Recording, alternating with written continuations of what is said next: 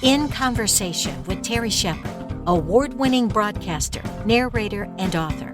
A deep dive into the writer's craft with the artists and support systems who create the stories we love. Thanks, Lisa. It's a pleasure to welcome someone who wears many hats: engineer, entrepreneur, health advocate, global traveler, and storyteller. Born in Boston and now based in St. Paul, Minnesota, Bruce Campelia brings a rich, multi-dimensional perspective to everything he does. With degrees in engineering, business, and a PhD in natural health, Bruce has spent decades exploring not just the mechanics of systems, but the deeper mechanics of well-being, both personal and cultural. He's the co-founder of the One for Health Foundation, a nonprofit dedicated to empowering kids with the tools for a healthier life. And he's traveled extensively across America and around the world, always with a curious mind and an open heart. He also is the author of the Light Passers series, which we will also talk about in this very special conversation with Bruce Campelia. Bruce, welcome. It's great to have you here.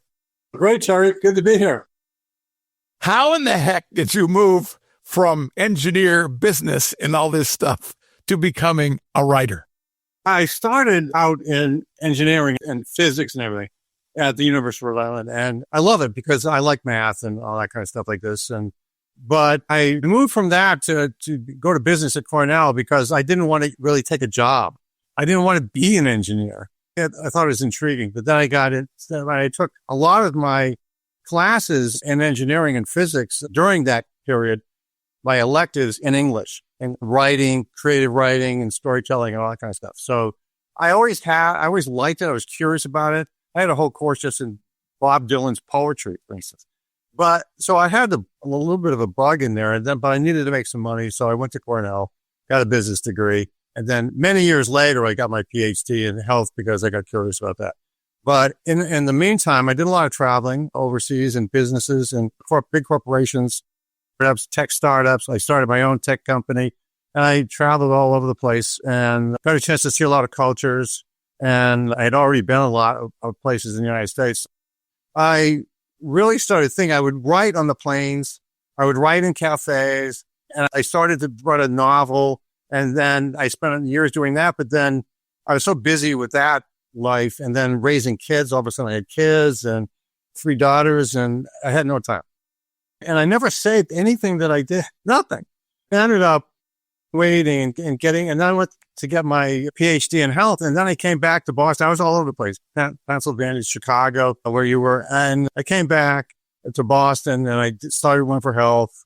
I worked with a buddy of mine doing that. I also helped him in his corporation. And in the meantime, that's when I started to say, I should write a book. I wanted to write a book. And of course, kids, because I've focused on kids' health and all that. And I really felt that's where people start. That's where we start to get buried in not knowing who we are. So that's how I got going. Give us kind of a synopsis of your Light Passers trilogy. What is it about and what were you trying to communicate?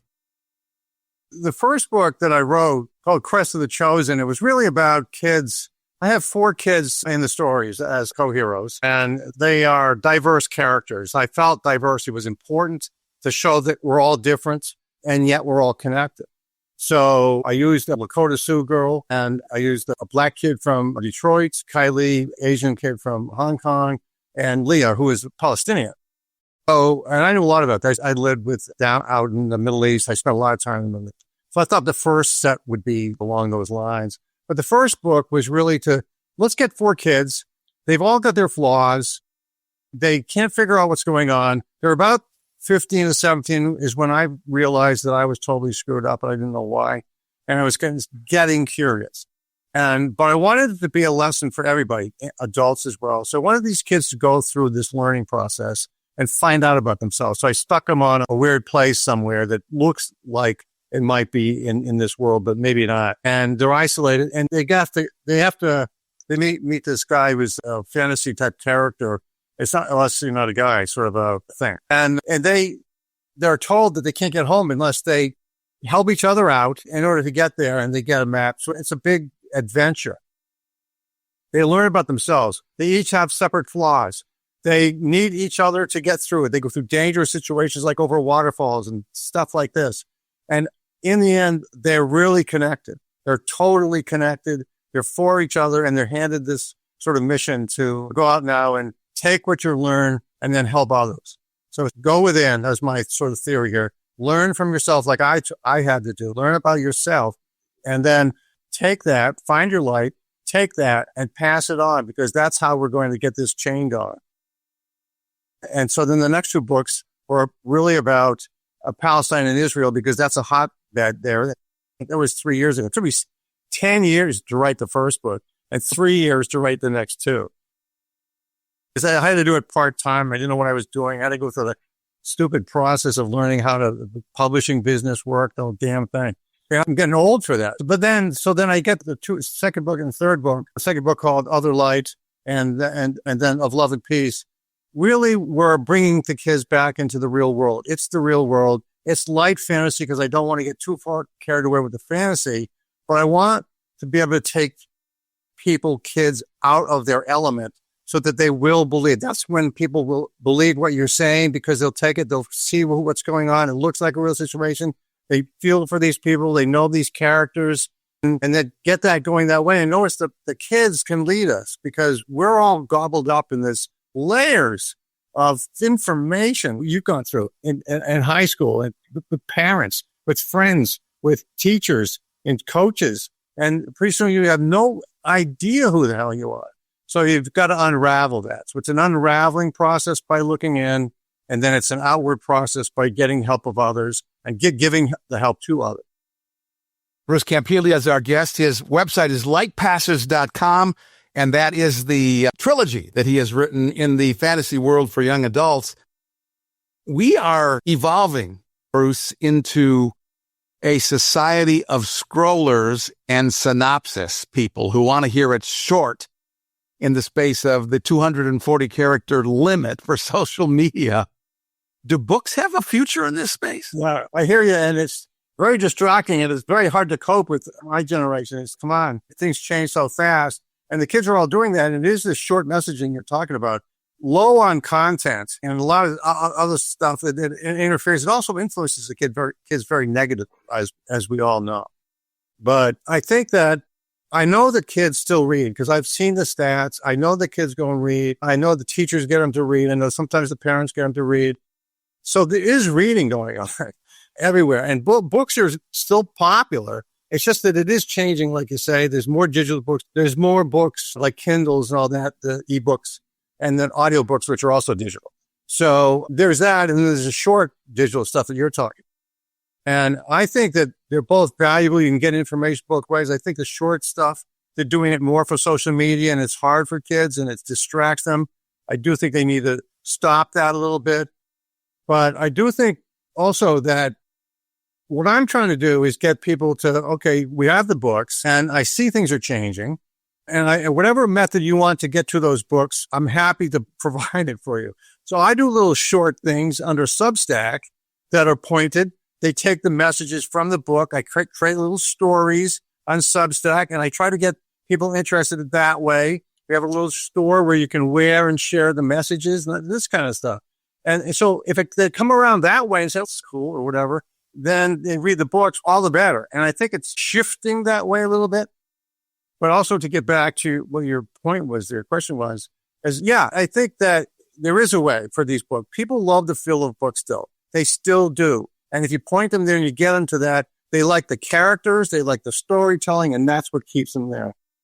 From a brain science perspective, what actually happens when we read deeply? What happens is the way we retain information is the mapping of the neurons.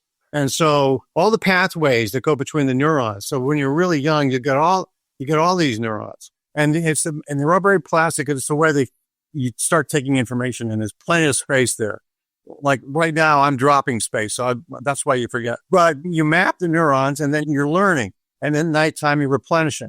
And the process keeps layering. So your body's smart enough to get rid of stuff that says, I don't know, you're not really paying attention to this. You don't really need this or whatever.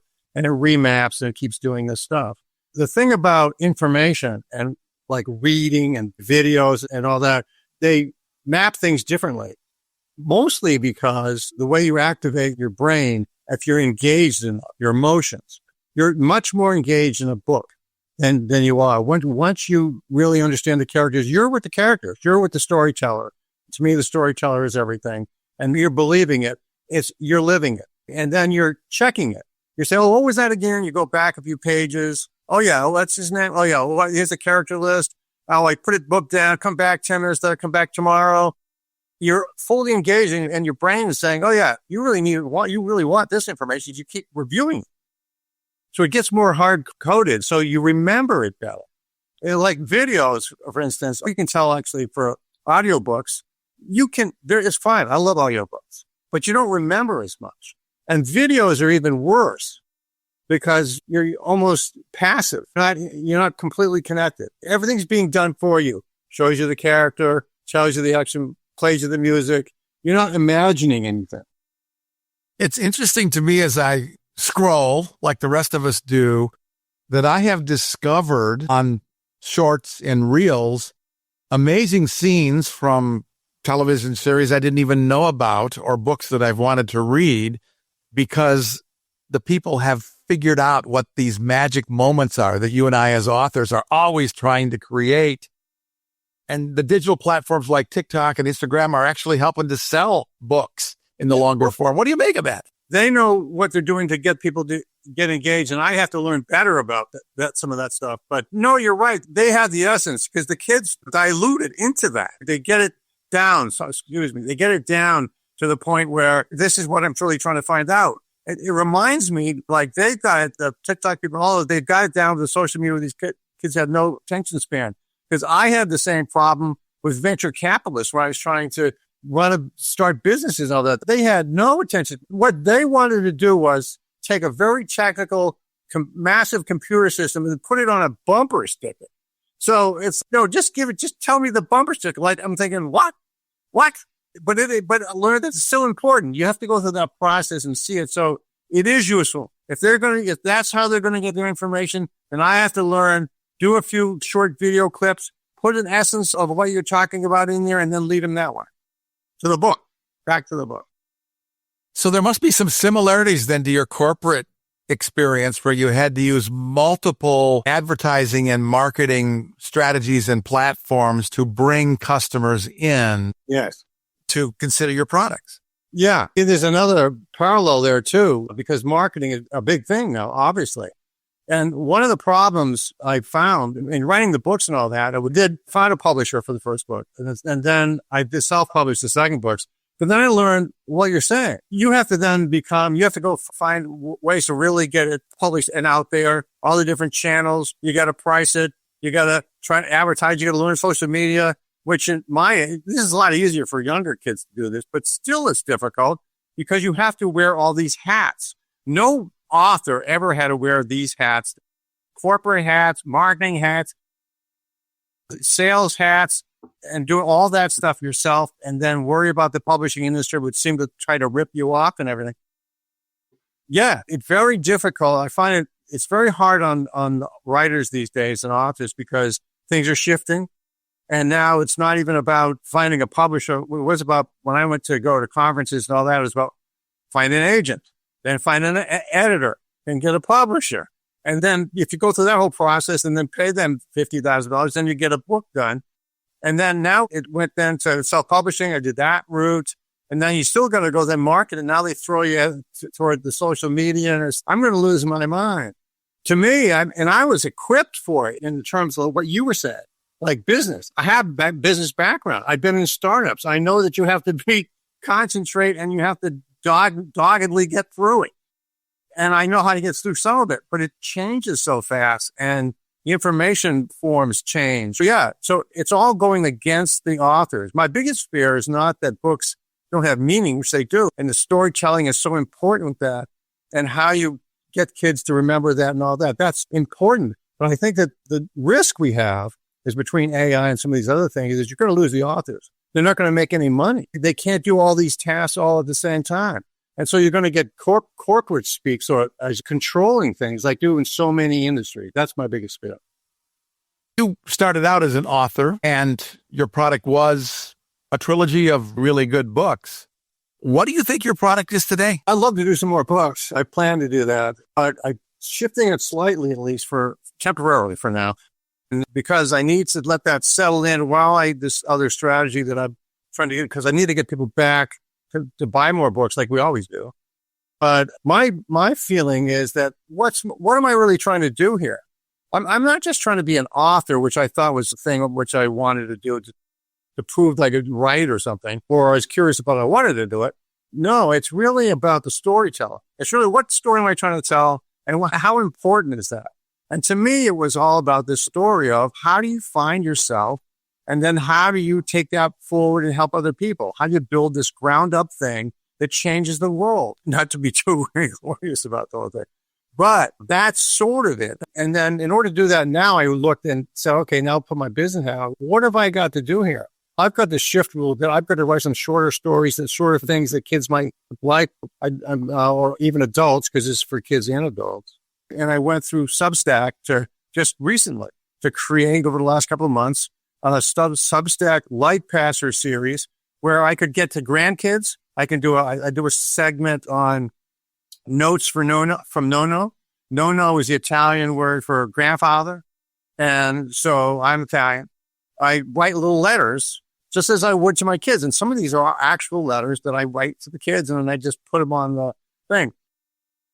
And it's very well received. It's better received than my essays, which I think are, lofty. Aren't I smart?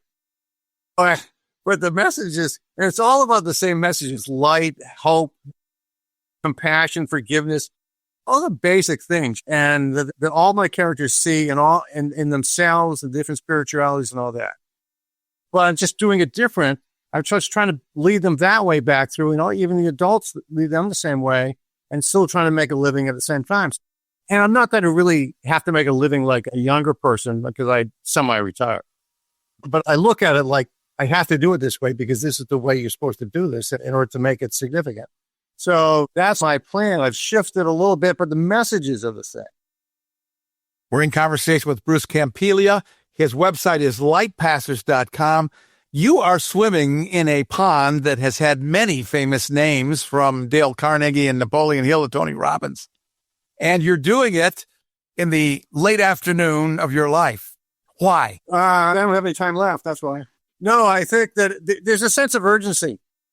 And I'm serious about that. There is, because once you find out what's going on, you say, I did some things wrong here. I should have been smarter. I should have been more engaged. Or was I just floating along here? What the hell was I doing? And even though I was doing all these things, it seems like I wasn't channeled properly. So I think I am now. I think this has taken all this life learning and all this kind of stuff. I know what needs to get done. I keep myself in shape. I climb mountains all the time, even though I'm 75. And I'll be in Boston this summer, climbing some more in the White Mountains. But that's to keep me healthy so that I can do this, because there is limited time left. And I think a lot of people, one of the messages I try to convey to people in talks like was speaking to you, is that everybody should have that sense of urgency, because you don't know when it's going to happen. I have a friend of mine who's a master chef he was working for several Ritz-Carltons, and he got cancer and almost died. And now he can't even be a chef anymore and all that. But he and I sometimes give talks, and his sense of urgency is key. It's all the time. And he's younger. He's 50. But even kids, I try to convey, it's hard to say it, but look, learn as fast as you can. Learn from other people. There's older people have something to say too. So try and get on the right track here and learn these fundamentals about yourself and about what's right for other people. That'll get you on the right track sooner so you can make a bigger difference than I'm able to. You are on several platforms with this message. How will you define success? I think success to me, a couple of things. One is, what can I do for my grandkids and my kids? I didn't have the opportunity to talk to my parents a lot, particularly my dad, who died younger than I am. And I didn't have a chance to learn anything about him. He was a general patent surgeon during World War II, and was at Anzio Beachhead and everything. And he had a tough time of it, but he never talked about it. And then he died before I could really talk too much about it. And I want my kids to get the message from what I've learned. And I think they're getting it. And sometimes they're going to debate me about it. They're getting it. And so that the whole thing with the Notes to Norna was part of that. That's also my daughters, who are in their 30s, are reading those stories to their kids. And my grandparents, like me, are doing it too. So the little grandkids are pulling all this information out in a very simplified way. As a side, just quickly, because I know you don't have much time. One of the first things I did in that Notes for No-No was talk about Lola, who's the family dog. And they live in Seattle and in Boston, and I'm here in Minnesota. But I've done a lot of hiking with Lola because one of my daughters comes out and we hike a lot. And Lola was a border collie and a great hiking dog. She lived for 10, 11 years. And she died just recently. And so I did this little thing, a picture of her, a picture of us hiking together and all that. And I put that in Notes for No-No. And I wrote a little note to my grandkids saying, don't you miss her? She's fine. Wasn't she great? What was great about her? That they're so dedicated. They actually love people. Can't we be like that? And that got a great response. And I got letters from my grandkids. Yeah, to answer part of that question, it's partly the grandkids, but I have a bigger mission to do as much as I can while I'm here and maybe pass it on to other people to get some mechanism out there where people can participate and start this thing working. It's like a business model, but I don't want to make money. I don't want to do that same thing. We're going to create a new way of where this builds this groundswell that empowers everybody, empowers people who care about other people. That's really what I want to do. What do you hope that people will take away from all of this? What is the legacy that you want to leave? The legacy, I think, is a wake-up call when they see this is the way to do it. This is, other people have a light, and I shine even brighter when I help other people. And though that network connects, we have the mechanism now, even with social media, with technology, with networks that you didn't have when you had tribes and countries before communications and all this. We have the opportunity now to take AI, for instance, and use it for the good, along with the networks that are out there, build a model and change what's going on here. Everybody wins. Really love the name of this website and the series. It's lightpassers.com. That is the website. And our special guest is Bruce Campelia. You can find the Light Passers series wherever cool books are sold. I hope you'll dig up his Substack and subscribe and follow it. Bruce, thanks so much for the conversation. Thank you, Terry. Wonderful. Thanks so much. In Conversation with Terry Shepard is a copyrighted presentation. All rights reserved. I'm Lisa Davis. Join Terry Shepard next time in Conversation.